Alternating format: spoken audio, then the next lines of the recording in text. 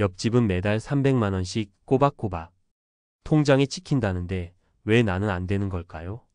우리 집이랑 값도 비슷한 것 같은데 왜 수령액은 턱없이 부족하고 어떤 사람은 아예 가입조차 안 된다는 걸까요? 이 부러움 뒤에 내 집의 미래 가치를 통째로 넘겨야 하는 치명적인 함정이 숨어 있을 수 있다는 사실 알고 계셨습니까?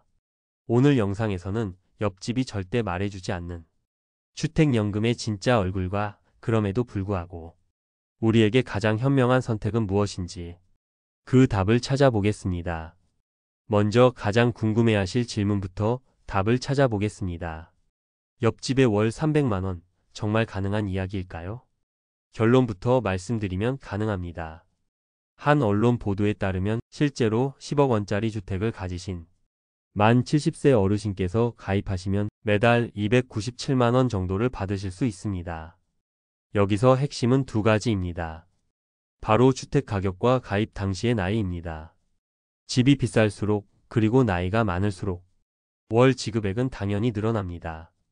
그런데 여기서 많은 분들이 놓치시는 결정적인 기준이 하나 있습니다.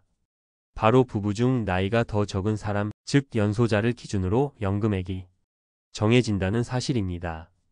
내 나이가 옆집 아저씨와 같더라도 내 아내나 남편이 그 배우자보다 젊다면 월 수령액은 더 적어질 수밖에 없는 구조인 것이죠. 이것이 바로 옆집과 나의 첫 번째 차이점입니다.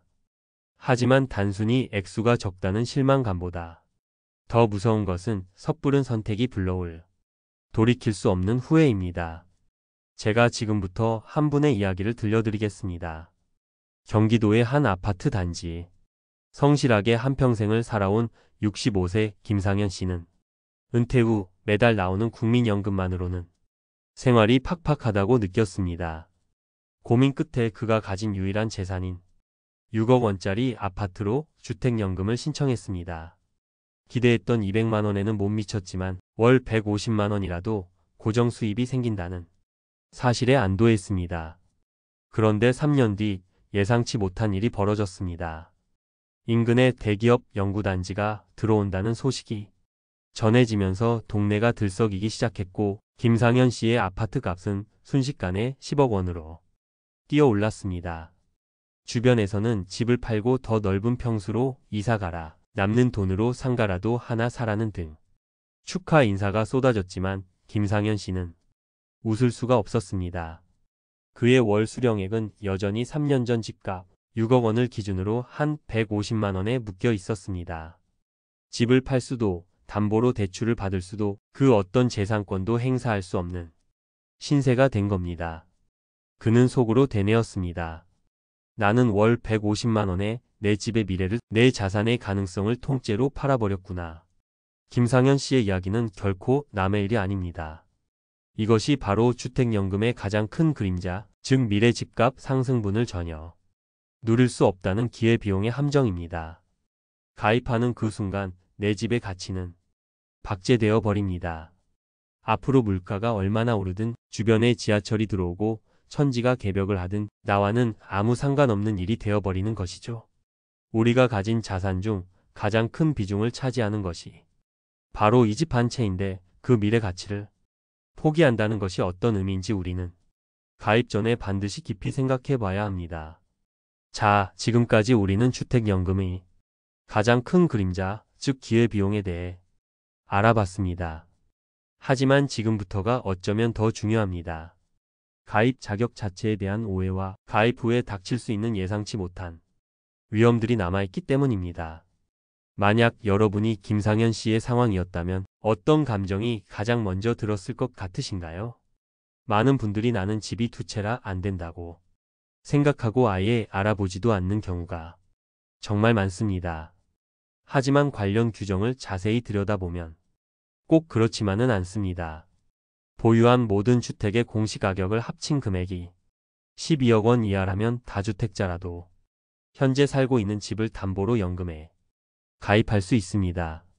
심지어 합산 가격이 12억 원을 넘는 2주택자라 하더라도 3년 안에 집 한 채를 처분하겠다는 조건을 걸면 가입이 가능하도록 길을 열어두었습니다.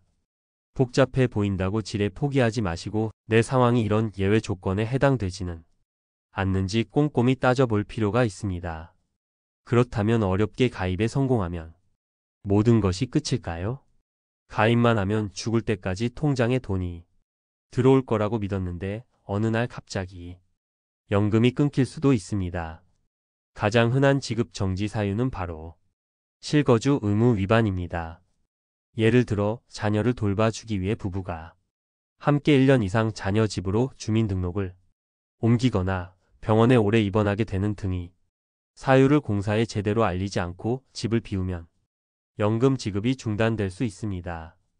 또한 2주택자 조건으로 가입해놓고 약속한 3년 안에 집을 팔지 않는 경우 주거용 오피스텔로 가입하고 몰래 사무실로 임대하는 경우도 마찬가지입니다. 이 정도는 괜찮겠지 하는 안일한 생각이 내 노후의 생명줄과도 같은 현금 흐름을 끊어버릴 수 있다는 사실을 반드시 명심해야 합니다. 그렇다면 우리는 어떻게 해야 할까요? 옆집을 부러워하며 섣불리 따라 하기 전에 반드시 스스로에게 이 4가지 질문을 던져보셔야 합니다.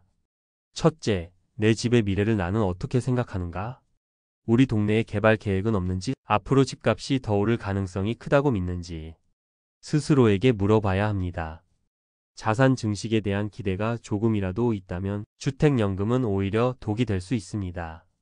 둘째, 나는 서류상 나이가 아닌 건강 수명을 고려했는가? 기대 수명이 늘어난 지금 너무 이른 나이에 가입하면 월 수령액이 너무 적어 실망만 커질 수 있습니다. 가입을 최대한 늦출수록 월 수령액은 훨씬 유리해진다는 점을 기억하십시오.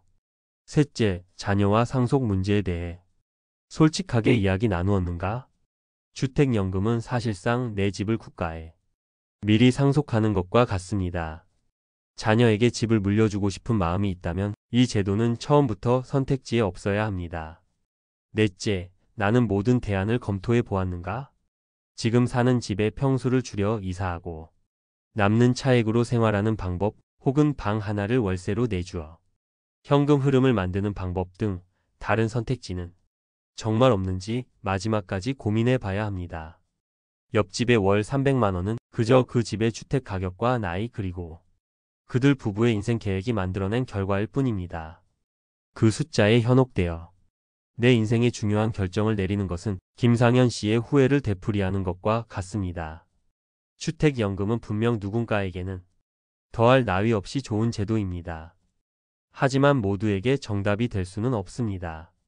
내 집의 가치, 나의 건강, 자녀와의 관계, 그리고 내 인생의 마지막 그림을 종합적으로 그려보고 내리는 신중한 선택이어야 합니다.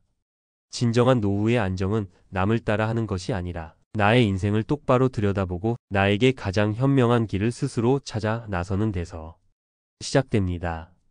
오늘 이야기가 여러분의 노후 설계에 작은 등불이 되었기를 바랍니다. 내용이 도움이 되셨다면 구독과 좋아요로 응원해 주시면 큰 힘이 됩니다. 또한 비슷한 고민을 하고 계신다면 댓글로 여러분의 소중한 생각을 나눠주세요. 함께 지혜를 모으며 더 나은 길을 찾을 수 있을 겁니다. 감사합니다.